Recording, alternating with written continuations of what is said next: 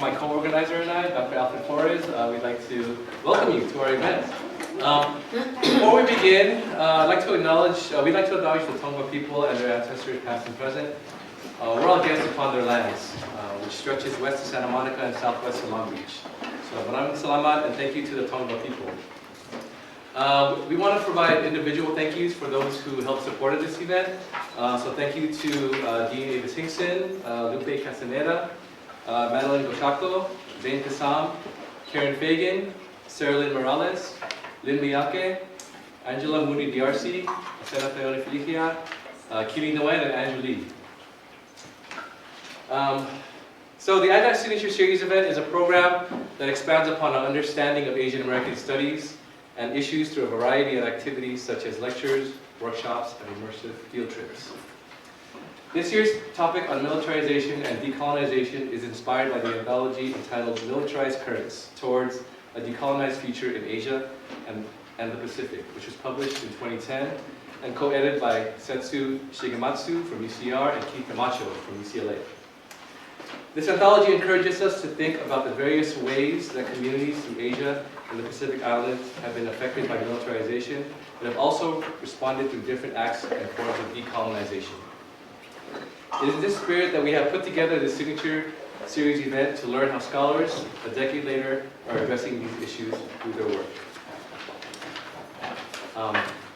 With that, I'd like to bring up two amazing students. So part of our signature series event culminates into an APIDA alternate break, which is going to happen obviously during spring break.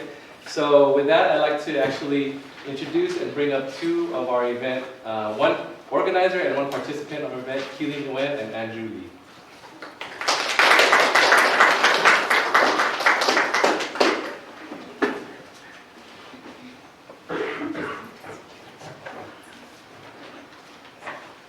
Hi, I'm Keely Nguyen, and I am a sophomore at District College majoring in public health, and I am one of the co-coordinators for the annual alternate break for APIDA.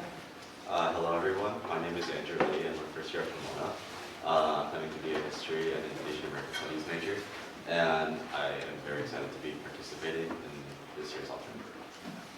This year's APIDA alternate break is a culminating event within the IDAAS Signature Series where we will be visiting San Diego, a city with a rich history of work and activism around decolonization, anti-militarism, immigrant justice, and environmental issues. Connecting with today's talk, as well as our other events, we will focus on how APIDA immigrants, refugees, and indigenous community leaders have engaged in acts of resistance and decolonization against the U.S. military and detention industrial complex. We will also connect with community activists, scholars, and leaders from UC San Diego, Lao SD, Asian Solidarity Collective, and Border Angels, to name a few, in order to understand the current work transforming the city and the greater San Diego region. I'm excited to be a part of this trip to learn about the rich history of San Diego and the APIDA community. So with that being said, we are so excited to hear from distinguished Professor Espritu today. We would like to thank a few of our sponsors, including the Intercollegiate Department of Asian American Studies, the Asian American Resource Center, the Pacific Basin Institute, and the Johnson Fund. Finally, we're so honored to be here for this talk to learn from distinguished Professor Espritu, and we want to thank Professor Espritu for coming to share your knowledge, and this is on behalf of our IDAAS. Thank you.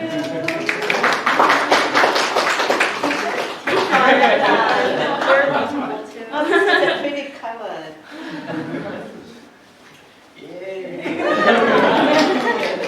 Thank you so much. Oh my gosh, I got a hug.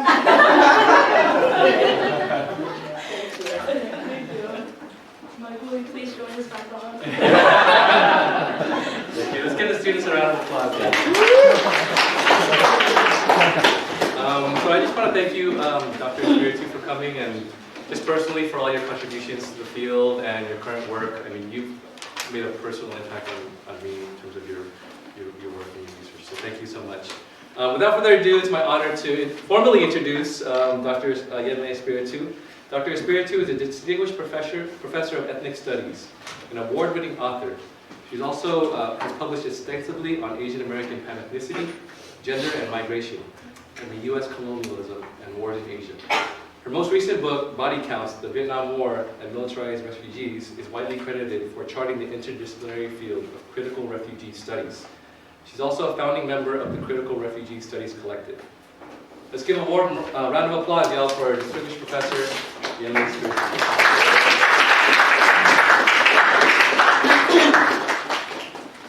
So good afternoon. Can you hear me? Yeah. Yes. So first of all, thank you, Alfred and Mike, for organizing this event and for the what's your center name? Asian American Asian American Studies Resource Center, right? For all of the work, because I know it takes a lot of work to bring people here, to promise them food, and to just make sure that you have people come and speak with the guests, because I really appreciate it. I do a lot of events planning, and I know how much labor that goes behind this, and I appreciate all of the students who show up, because otherwise I won't have anybody to speak to. And then a community person, thank you for being here. So I want to begin by talking a little bit about the latest, my book on body counts, but how I came to do that project and how that project led to this particular talk. So I've been a refugee from Vietnam. I came to the US in 1975, and eventually, so I was settled in Paris, California. Inland Empire, anyone here? So it's a largely black and brown community, if you are not familiar. So I was just talking to one of the students earlier that really informs how I think about race in the US, always in a relational and intersectional way. So I began my career in ethnic studies, and not that you have followed my career, but if you have. So I have written about pan-ethnicity, how Asian Americans became Asian American rather than, designate themselves as a single group like Vietnamese, Chinese, and when do they coalesce together. And then I also have written about Filipino American experience in relation to US colonialism in the Philippines. And then looking at gender relations between Asian American women and men. So all of this is to say, for a long time I didn't write about being a refugee. And I didn't because I didn't know how to do that. The literature on refugee studies is so focused on refugees as suffering bodies or as people in need of the state assistance. So there's a lot of studies on mental health issues, a lot of studies on what we are going to do with refugees. So what I call the problem-oriented approach to refugees. And I didn't want to contribute to that literature. And it wasn't until the war in Iraq, which I don't know how old you are in the room, but some of you may know or should know, that I began to, and it was as if I was reliving experiences that I don't think I experienced in terms of thinking about what was happening in Iraq and the bombs and the people on the ground, and then I realized, and also because the Vietnam War kept coming up, right? People kept saying, "Oh, we don't want another Vietnam," and this is not Vietnam. We need to do things differently. It's like, what does this term Vietnam mean for American culture, for American people, and what can I contribute to this discussion that will be helpful? And so then that's how I began to think that I can write about refugee studies, not as a problem to the American state, but rather thinking about the production of refugee. How did refugees come to be, how did Vietnamese people come to be displaced people, rather than taking their displacement, rather than naturalizing their displacement and then to figure out what to do with them, I wanted to think about the production of refugees. So that led me to thinking that I need to study refugees in relation to militarism, in particular US militarism in Vietnam. So just like moving the story of the refugee story backward and looking at how they were produced. And so I should have put the cover of my book, the book Body Counts, is what came out of that. And so the term body counts, even the title, intends to signal this, this history. So body counts, for those of you who might be familiar with the Vietnam War, is a term that the military uses to index its successes in Vietnam. That is, how many people do we kill today? So this is the body count. So I'm using it also to say that bodies should count, right? That is, Vietnamese bodies should count. So the term body counts, it has a double meaning. So that is also what I think about in terms of a critical refugee studies perspective from a Vietnamese refugee scholar. One is that critical refugee studies exposes the militarism, the structures of militarism that produce refugees in the first place. And the second one is that if they use the term body counts, is that refugees are also knowledge producers. They are creative people who produce meaning about themselves and create new ways of being for their families and communities. So they count, right? So critical refugee study has those two components. One is looking at to historicize refugee wave, and the second is to really acknowledge the labor and the creativity that comes in surviving, right? Like in being a refugee and surviving.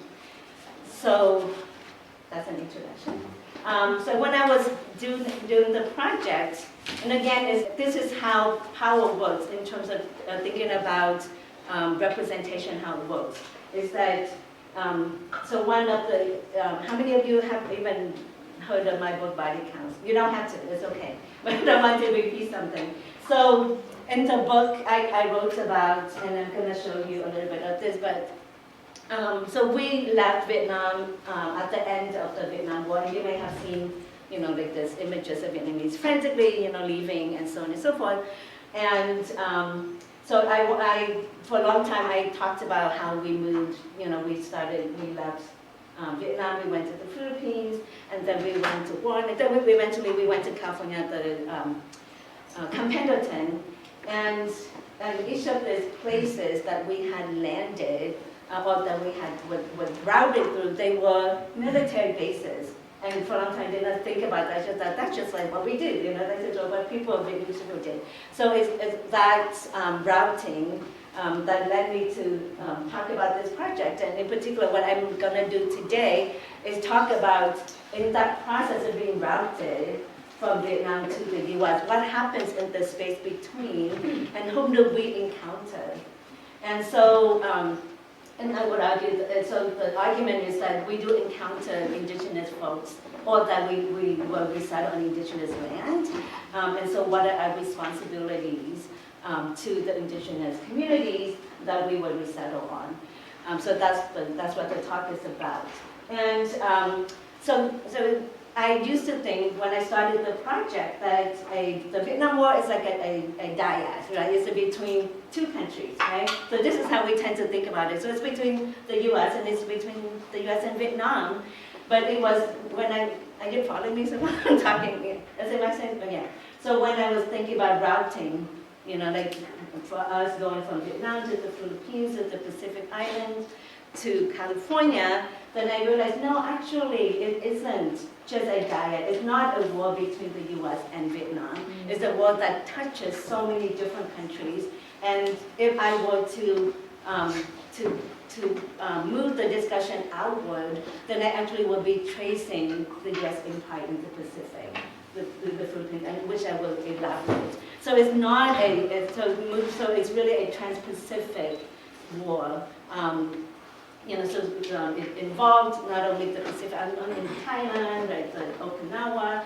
Just take up the issue that we know a lot about, like Agent Orange, right?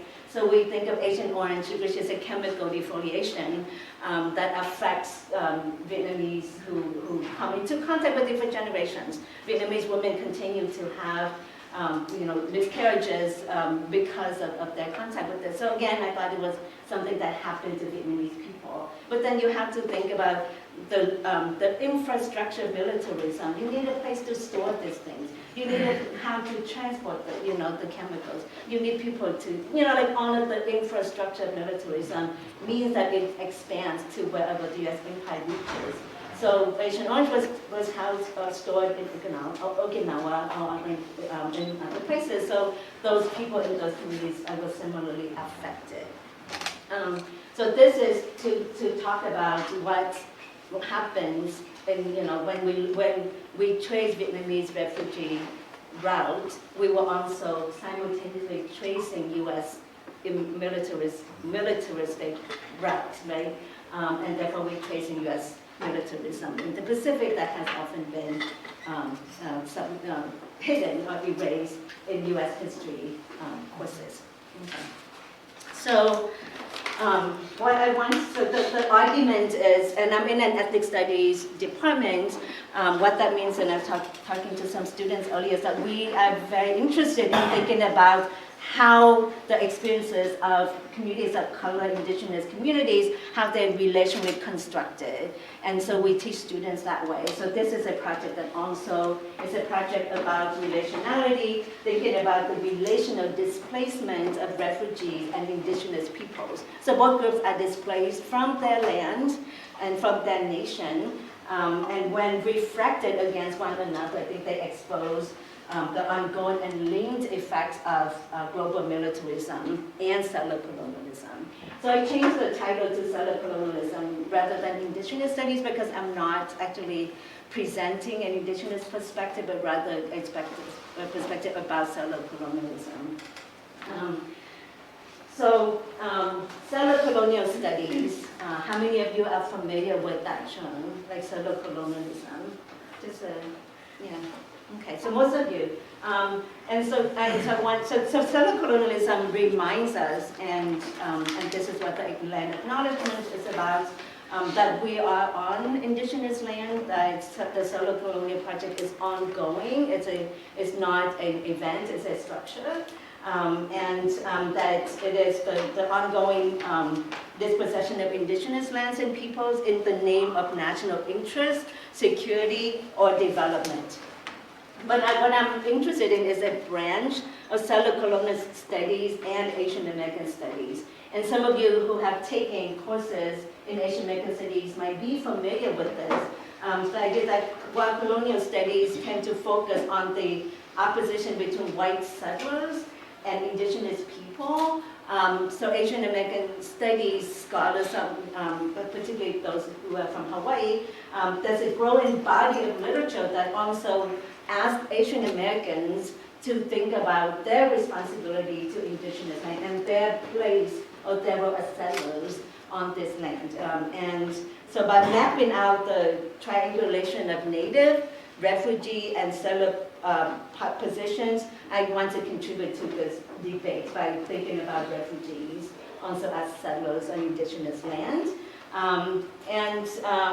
So at the heart of this debate is this question, whether settler identity is predicated on the intentionality of migration. So that is, when the literature on Asian settlers comes out, I think a lot of Asian Americans resisted because they didn't want to be conflated with white settlers. And so they just said, but we were brought here, or we were, the circumstances were such that we had to come. We were forcibly brought here, or if not brought, then we came here, but because of the conditions in our country. So we're not the same as white settlers. So that would be focusing on the intentionality of migration. Would that make a difference? Versus the idea that settlers are people who inhabit or benefit or profit from indigenous land regardless of their intentionality, right? So does that make sense? So despite so refugees in that context would also become settlers despite the involuntary nature of their migration. So the term refugee settlers, So you just take a minute. So this is thinking about, and this is a term that, if I could just brag a little, it comes from my daughter, Espritu, who was a Pomona student, yay for Pomona, who is now a professor at UCLA Asian American Studies, so I'm learning from her.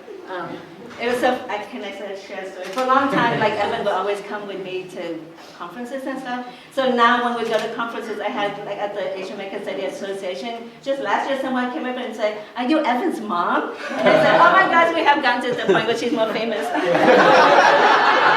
Not that we, don't tell her. So, but refugee silos is her term, and so it's the idea that when refugees argue for their rights to asylum, citizenship and property in a settler colonial state, they are in effect affirming the national sovereignty of that settler state, thereby erasing indigenous presence, sovereignty, and claims to the land there, right? And so it's a very difficult dilemma, and I'd love to hear what you have to say about this, because so much of refugee rights organizing is to provide asylum and citizenship for refugees, right?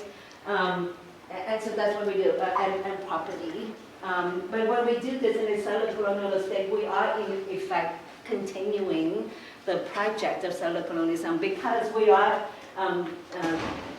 affirming the settler state's power to grant citizenship, to grant land, to grant property, all of which undermine the sovereignty of indigenous people. So the term refugee settlers is important for us to think about. Okay, so I'm going to step back for a minute, and so that's the argument of the talk today, and I will give you two examples. But just to put up the photos that are almost iconic about, when you think about Vietnamese refugees, or you don't know, then you think of these photos, like people clamoring. These are photos that were taken at the end of Fall Saigon, which is in April 1975, and this was when we left with this group.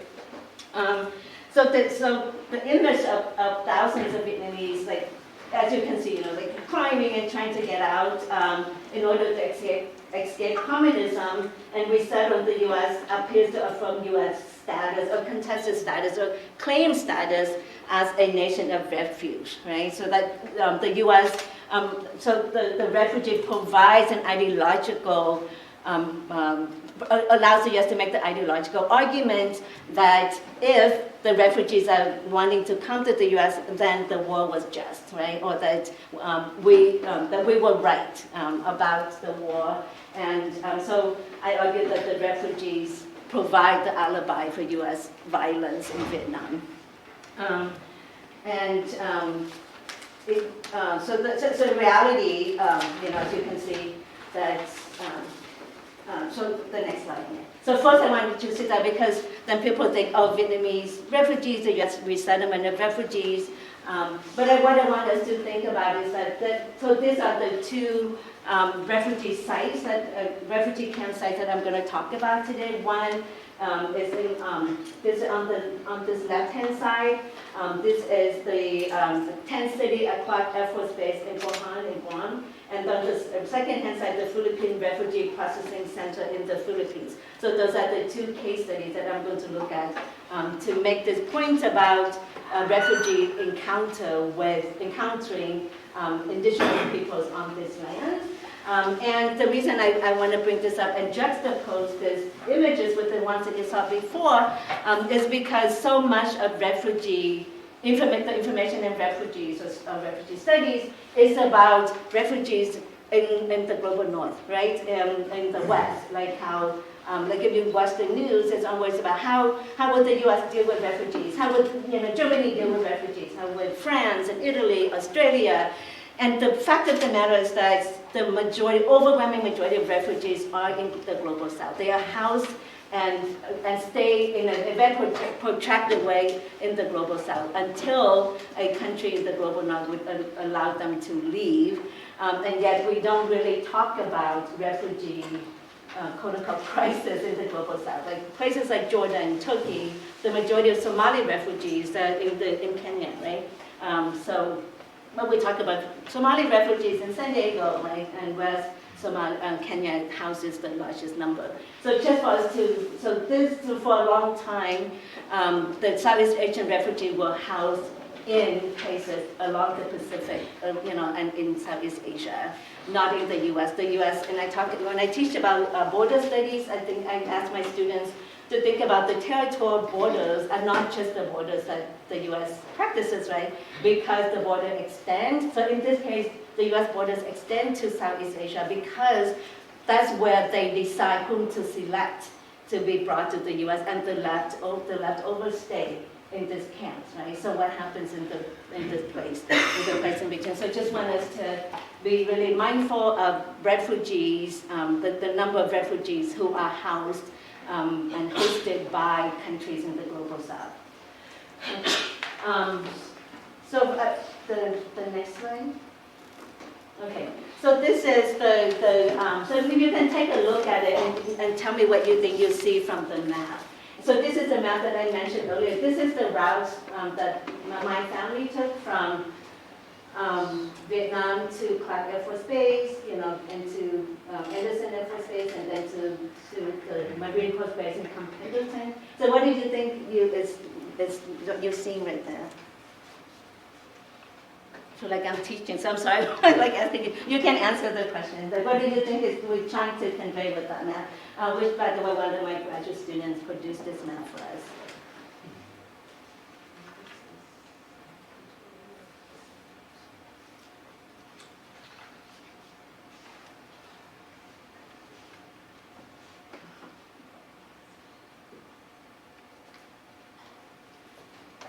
Did you want to say something? The U.S. is controlling the Pacific Ocean. Yeah, so I'm trying to say that, first of all, right, so the refugee route, which is the blue, right, it dots or connects or passes through kind of the different sites of the U.S. empire, like the Philippines and then the Pacific Island. And then California is also, Pendleton is also on indigenous land. So I think those, and then also, but also to show that the route that the U.S. took through all of this, like the red, they have the same routes, right? So the military route, also the routes that the refugee take to come back to the U.S. And that's why it's not surprising that the places that they stay were military bases, right? And again, so this section I want you to talk a little bit about the Anderson Air Force Base right here. You can see that, right? So Anderson Air Force Base, and so on those there's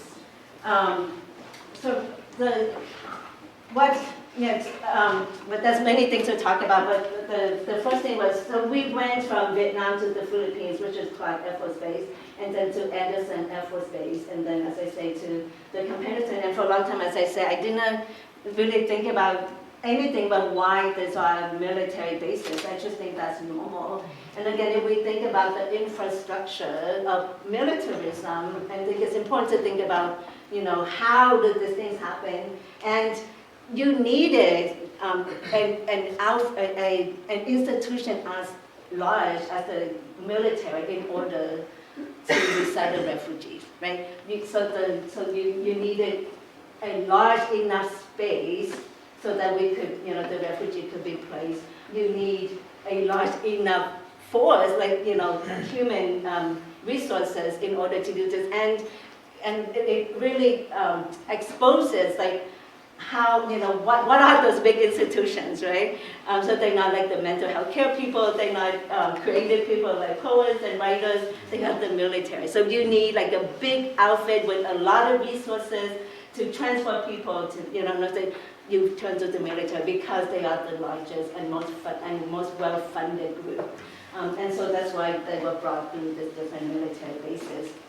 And so by looking at this, I also wanted to argue that the U.S. evacuation efforts, which were touted as like this was something that the military was able to do, overnight, like within a week's time they were able to do, set up the tent and so on and so forth. But I traced this seemingly short period of time setting up of this thing back to the military bases, and argues that in fact the US evacuation efforts of the Vietnamese were not like a slapdash effort in response to an emergency situation that dates back to 1975, but rather it was part and parcel of the long standing militarized histories and circuits that connected Vietnam and the Philippines, and in this case in Guam, dating back to 1898. Okay, so that section and this map is a chapter that really show us that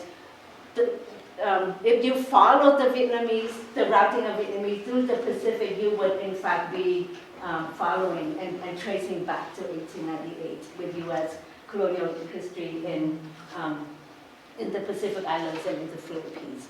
Okay, so and then what I wanted to think about was, so a lot of people would just talk about this as a project of militarism, right? And I think that would also be an important contribution, but then it occurs to me that the project of militarism isn't only about the military, it's also about settler colonialism. So the next question that you have to ask to go deeper is to say, well, how was the U.S. able, right, to have the military bases on this islands, right? So in this case, on Guam. So then this, go back to thinking about how the U.S. settler or military settler colonialism in Guam, right, and which allowed them to have this land in order to, have the refugee housing here. So the refugee situation bespeaks this intertwined histories of U.S. military colonialism on Guam and its war in Vietnam. And it was the militarization of the colonized island and its indigenous inhabitants that turned Guam into an ideal ground for Vietnamese refugees. So the tent city that you see there was placed within the U.S. Naval Station. It provided tent space for about 50,000 people. Again, that's a lot of people, and that need to be housed in such a short time, including my mother, so we were there for a little bit. And I wanted to just talk a little bit about what was it like to be there, like, for those weeks. And again, it was something that I had to rethink my experience in order to make sure to deliberately include the indigenous peoples. Because for a long time I took it, we are refugees, and it's, we are the people who have been wronged, and so this is a story about us. And then I realized that it isn't a story only about us, but it's also a story about the indigenous peoples. Because if you think about it, if you within like a week's time or so, you have 13,000 people. So the land, Guam could shelter only a maximum of 13,000 people for a short period of time because it's a small island. However, altogether more than 115,000 Vietnamese refugees passed through the island. Okay, so if you think of a place that was only supposed to house up to 13,000 people and have almost 10 times that number of people. So what that did to the land and the indigenous people who were there. Like the presence of the Vietnamese people was very disruptive, on the way to things like, I read that because the military needed the buses, school buses to transport Vietnamese people, the indigenous folks didn't have school buses to go to school. It's just like down to that level of disruption, right? And not to mention the crowdiness and the resources, water and everything, the resources that we took, that the refugees took in order to survive, but that they came from the indigenous resources. The Operation New Life was officially closed, and it didn't officially close until October 16th of 1975, and it was not until January 15, 1976 that the last evacuee left Guam. And then I did a little bit more on the work about how this was possible, how the U.S. military continued to represent this space as empty land, when in fact indigenous people were there. And the placement of Vietnamese refugees on this land didn't seem to be a project that needed the acceptance or approval of the indigenous people. Okay, so I hope that's clear. So I want to go to the next section, and I'm gonna, how much time do we have, maybe? Okay, so this is the next project of, yeah, so we can hold that there. Okay, so another large resettlement, a temporary resettlement center was the Philippine Refugee Processing Center in the Philippines. Okay, so this is the place where Vietnamese people, Vietnamese refugees were brought there if they had already been approved to go to the U.S. So it's like the last station. And when you are accepted to go to this refugee processing center, then you are taught English, and then you're taught jobs that you can do in the U.S. like cleaning, very kind of menial jobs. So this is a place to prepare Vietnamese refugees to go to Vietnam. So I wanted to. So this was the place that we had also gone to, and a few years ago. And it was very successful, and it housed like hundreds of thousands of Vietnamese refugees. Many of them stayed for 6 to 8 months, and then they migrated to US. So it's a very kind of important place. So again, the literature on Vietnamese refugees would mention this and would do a lot of critiques. It would be on kind of the resettlement process. Was English taught well? What the kinds of jobs that they were taught how to do was, did very gendered, or, they really would prepare them to do kind of menial labor work in the U.S. So a lot of those critiques. So a few years ago, when I went back to visit the Refugee Processing Center, so I was going through the archive, and now it's like a resort, like a vacation place, you can go, just like you can go, you can say, oh, this is what the refugee used to be, and that's a museum, and it was really odd for me to be there and see people, Filipino people, teachers, going through the museum, and like this whole, people say, oh, this is what the Vietnamese refugee people were, this is their boat, and then people are doing selfie next to the boat, so it's like it's surreal what's happening, because like, we are still here, like it's really not like this artifacts. But in any case, so when I went through the archive, and then I saw this newspaper article, and it said that the Refugee Processing Center was created because the Marcoses, Fernando Marcos and his wife, had taken the land from an indigenous group to make space for the Philippine Refugee Processing Center. So that was really interesting because it was something that I should have considered, but I did because it's so easy to miss the fact that we are in fact on indigenous land because it's so naturalized. So again, even though this was an experience that so many Vietnamese have gone through, and I have written about it in the Filipino Refugee Processing Center as a space that Vietnamese passed through, but I didn't think about what they passed over, right? So so this was also the Philippine government had taken land of the indigenous group there, removed them, and created this huge space. If you go to see how big it was. They had schools, they had like a whole infrastructure, and so then I wanted to. This is a paper that Jojo Ramirez and I have written, and it's going to come out in the Journal Verge in a couple of months. And so usually when you hear about this story, it was, and this is something that the U.S. touted and the Philippine government touted because from the Philippine perspective, they will always say the money came from the United Nations, right? And the labor, let me see.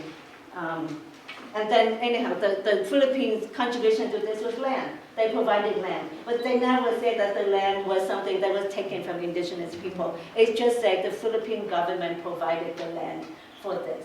Okay, the reason I have this picture up is that you may remember, maybe not, but this was during the time when the Marcos government was under a lot of trouble, because this was during martial, this was a Marcos martial law regime, and Marcos and his wife, in part, agreed to house refugees in that country in order to represent themselves to be not, like this,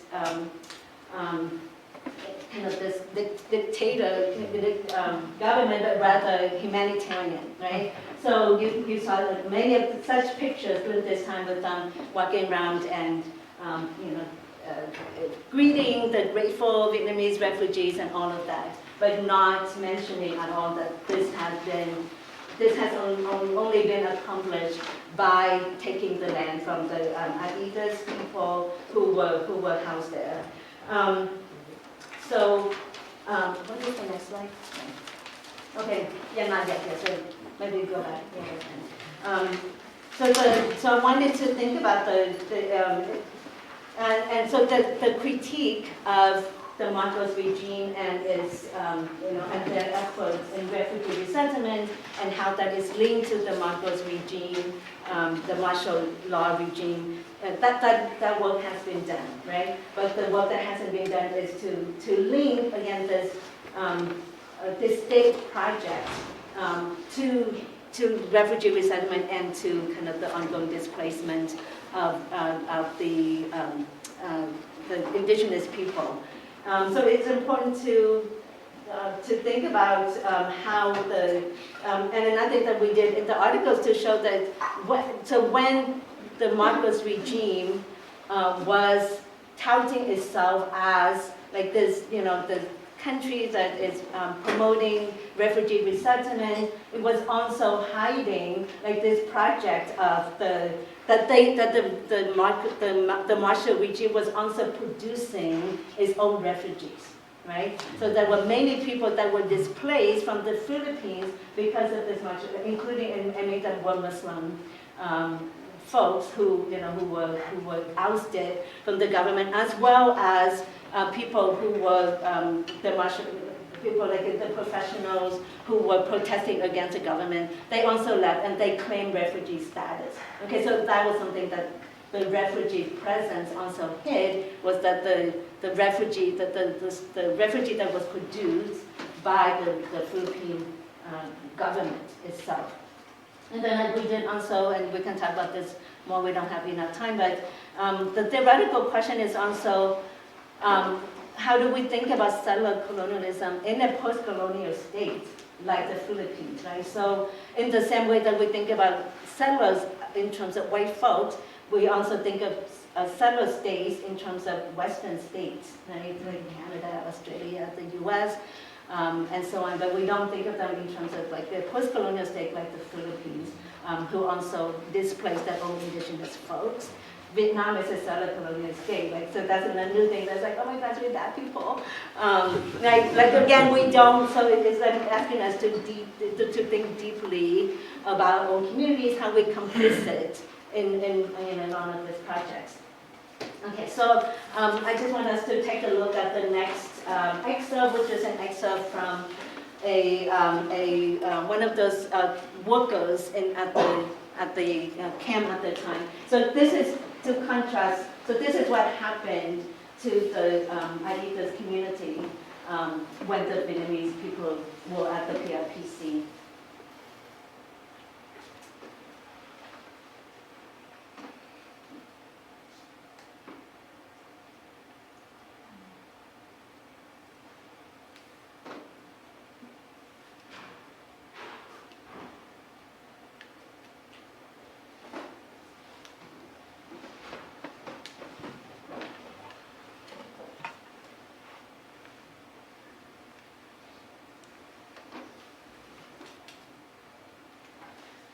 Yeah, so again, I think it's pretty self-evident that the even though they were moved to just the other side across the valley, so close that they could actually see the refugees and their activities, the living conditions were stark, even though refugee conditions weren't great.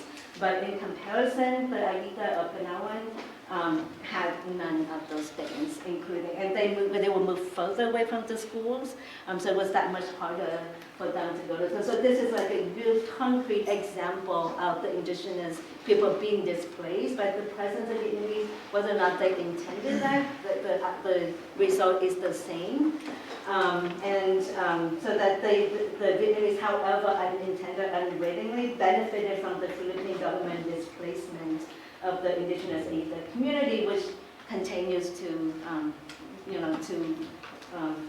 the consequences of this move continue to today. Another thing that I read in the paper is to show how Filipino settlers benefited from this. And when I had interviewed a woman who used to work during the 1980s. She was a worker there, and now she runs like this resort, so now becomes places where you can come and spend the night, and like a hotel.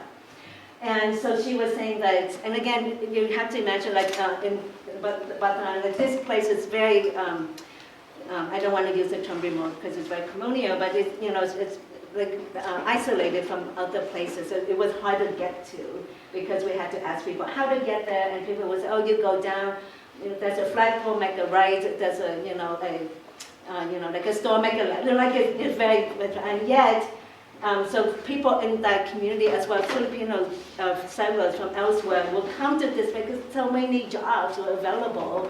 And so she was saying that for her and for the whole community, all of a sudden they said we were like the United Nations. Like we felt like we were in the center of the world because we interacted with relief workers from Canada, from the US, from all of these places. All of a sudden this place that they lived in became like a microcosm of the world because everyone was interested in what was happening with the Vietnamese people.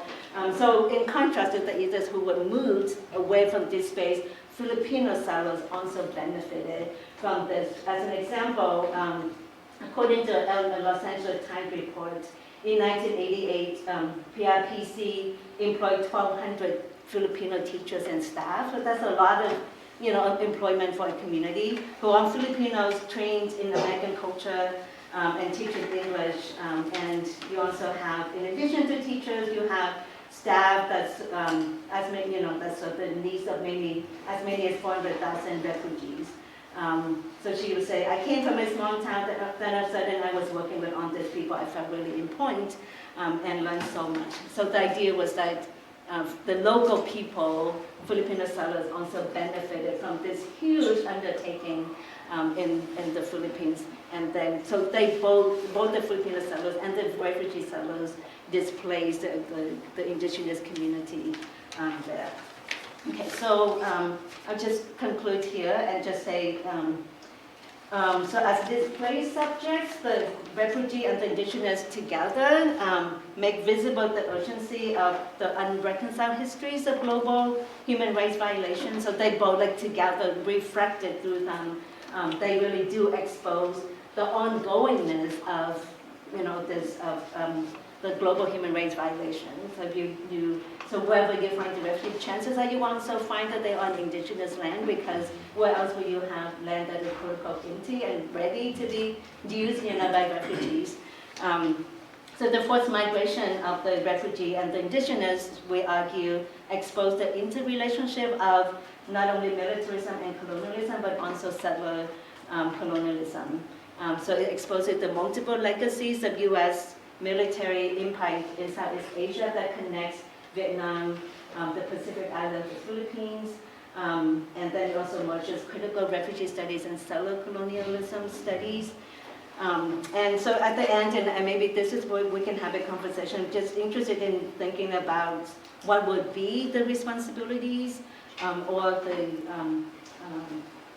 action from the refugee community, and how do we settle as refugees, what are our responsibility to identify ourselves as uninvited guests, on indigenous land, in indigenous territories, how do we acknowledge the deaths that we had incurred by living in and off these territories, and how do we center and address indigenous loss in this location from the land. So thank you.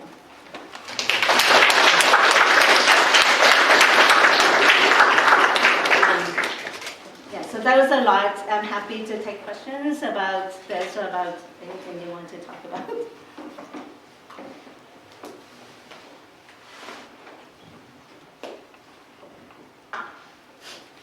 Yeah, go ahead. Thank you very much for your talk. And a couple of things. Your talk kind of emphasized or buoyed the idea that there is a U.S. empire and that it's connected. And what are the latest figures that you know about the number of U.S. bases? I've heard from 180 to 800. Yeah, it's 800. Like now, yeah, I teach a course on U.S. militarism, and yeah, it's about 800 military bases around the world. And I always ask my students this, how many foreign military bases are there in the U.S.? That's 0, right? And so we don't even think of that, we naturalize that, but yeah, of course we have military bases everywhere, but the U.S. would never allow. Can you even imagine if China just like decide to have its military in Canada, to like point guns at, you know, whatever, I don't know what they even point anymore. They might have like drones and stuff, but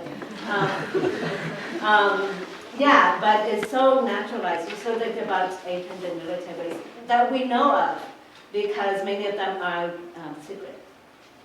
What about the consciousness of Vietnamese refugees to their invasion of indigenous land? I think I would say, yeah, not very conscious of it. And like I say, even though I work in ethnic studies and I am familiar with this literature, I did not think of refugee routes, you know, refugee settlements in terms of settler colonialism. But if you just think about it for a minute, you will see, of course, that is the case. So the map that I showed you was the first time that I had written about this, when I thought about the Chamorros and then thinking also Companion, which is, you know, I don't know if you know San Diego, but it's close to UCSD. Companion is a Marine base, which was also very key to the Vietnam War. And then realized, because even today, people continue to find indigenous remains as well as cultural remains, or indigenous communities on the base. So they literally appear in a militarized space. Yeah. What are like some steps or like actions we can do to like unsettle land or like support the self-determination of indigenous? Yeah, and then, yes, I think that my answer to that question is always to follow what people are doing in that community. So you know, we should never assume that we will be the first one to think of this idea. So yeah, I think indigenous peoples have ongoing projects on how to decolonize and how to claim sovereignty that you can participate in. And so, yeah, just like in Hawaii right now, you know, with the telescope, that, yeah, so that's an ongoing project of reclaiming that sacred space. Yeah, so I think, yeah, just like with the water rights and, yeah, but I think that there's so many projects that are going on. So for us, our responsibility is to actually learn, you know, like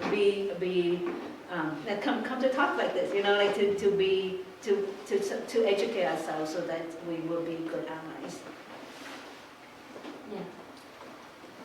Thank you for your talk. I really enjoyed it. Were the IDAAS compensated in any way for the forced relocation, or was it just No compensation. I think later on. Not in relation to this, but because of indigenous movement in the Philippines, that the government was forced to provide some sort of monetary or like job training and such, but not directly in relation to being displaced from this. So in the article, we also talked about the post-colonial part of it is to think about how the Spanish and American colonial governments already put in place the infrastructure for indigenous disappearance. So then the Philippine government, when it regained its independence, did follow those structures. So yeah, so the biggest project will be to trace it all the way back to Spanish colonialism and how those practices become just embedded in how government functions. So it's really hard to then, kind of, disentangle all those,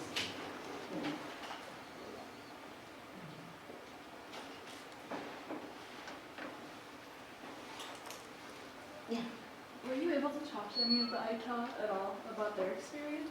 No, I did not. Yeah, so this project is really to look at the more like the structure of this. I don't know what I would have gained from talking to the people themselves, because it is trying to think about kind of the state's. So this particular project, think about the state's action. And to call it out, like to expose what seemed to be like a benign action on the part of the Marcos government is to provide space. Because at that time, I should say, like this space in between all of the Southeast Asian countries were like, we don't want Vietnamese people anymore. Like we have too many, right? And so the Philippines stepped in and was very much praised for its willingness to accept Vietnamese refugees, because like Thailand and Malaysia say, like we have too many, we don't want anymore. And so the reason, and I was able to document this using the historical data to show that they did this because at that time the U.S. was about to, denounce like the Marshall regime and everything.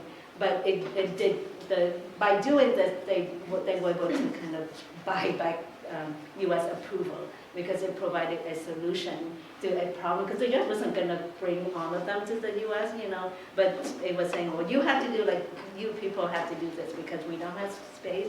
So the Philippines was one of the ones that did this. But in terms of and the indigenous movement in the Philippines is very strong, included, like, in terms of in more recent years, like reclaiming the land, and some of that is happening. But because it's linked to the global indigenous movement for sovereignty.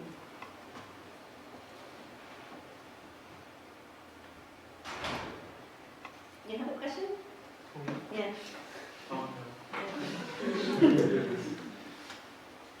Time for one more question. Yeah. You're probably aware of forced repatriation back to Vietnam. Yeah.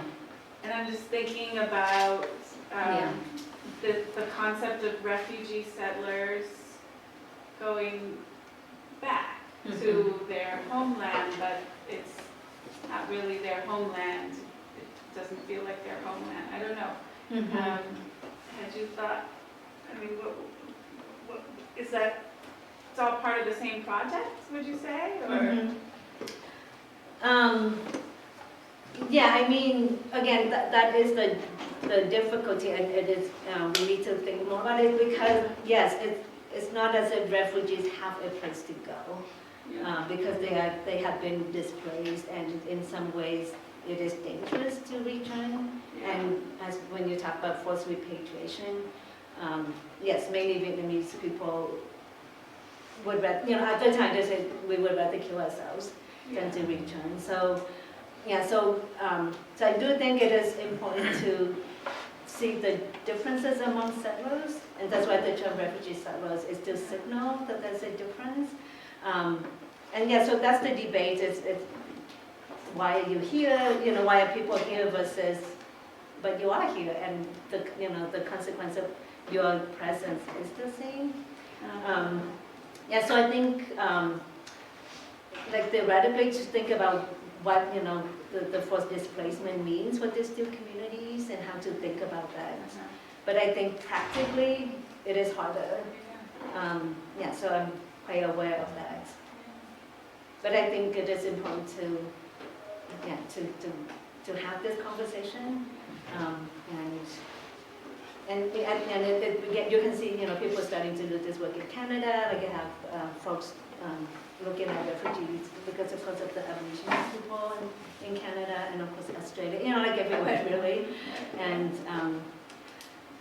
refugees are often resettled in land that that people, as I said, don't consider to belong to anyone, like empty and so. And other people have done work, like when I teach Asian American Studies, I talk about like the Japanese American internment. Like we always talk about it in terms of the Japanese American internment, what happened to Japanese Americans. But again, they were interned on indigenous land, that, and so there's some efforts to think about what that nexus means for political organizing.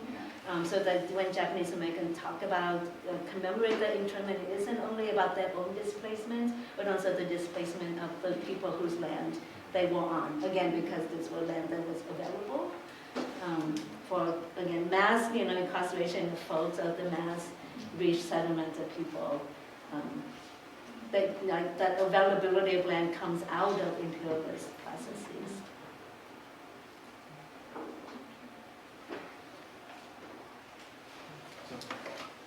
With that, I'd like to thank Dr. Yenli Espritu for coming out. For spending time. So we'll hang out for a little bit. For those who RSVP for dinner, we'll be walking over to the secret house in a few. So thank you so much. And just an announcement, we have our next and final IDAAS Signature Series event next Thursday, the 5th, with Professor Roxanne Dunbar-Ortiz. It's great. Yes.